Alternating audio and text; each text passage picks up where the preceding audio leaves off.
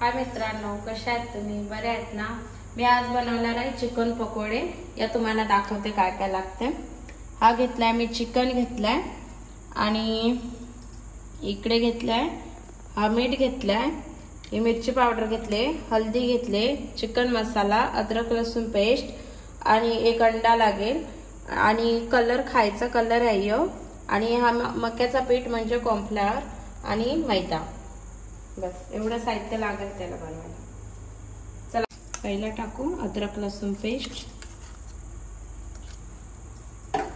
त्याच्यानंतर टाकू चवीनुसार मीठ,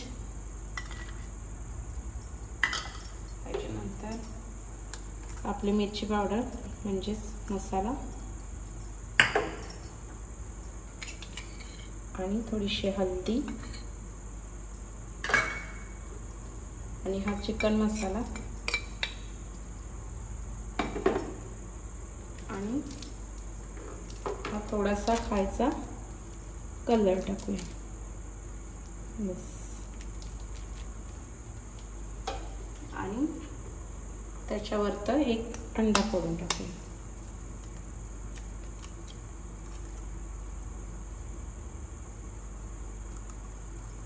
आता ते पूर्ण मिक्स करून घेऊ हाताने।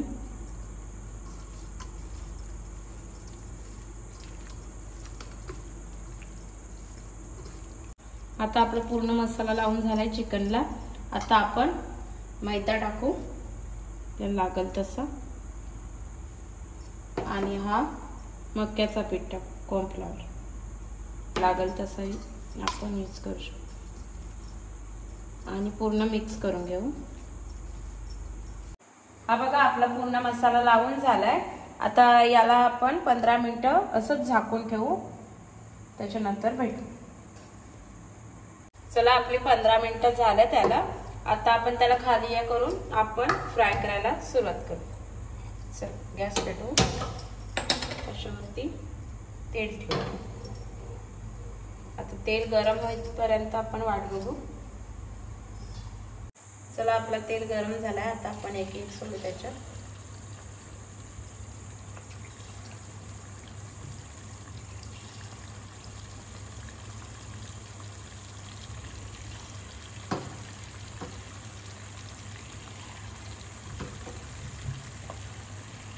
ते पूर्ण फ्राय करून घेऊ।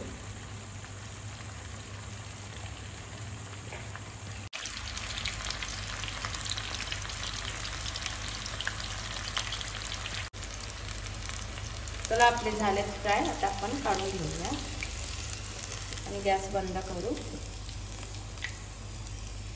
असे फ्राय करायचे। चला आता आपण काढून घेऊ डिश मध्ये। हे बघा आपण आता डिश मध्ये काढूया। चला आपले चिकन पकोडे झालेत। आता आपण डिश सजवून घेऊ। ही बघा आपले प्लेट झाले सजवून, तुम्ही बघू शकता असे मी चिकन पकोडे बनवले। आता ते टेस्ट पण करून दाखवते कसे झाले।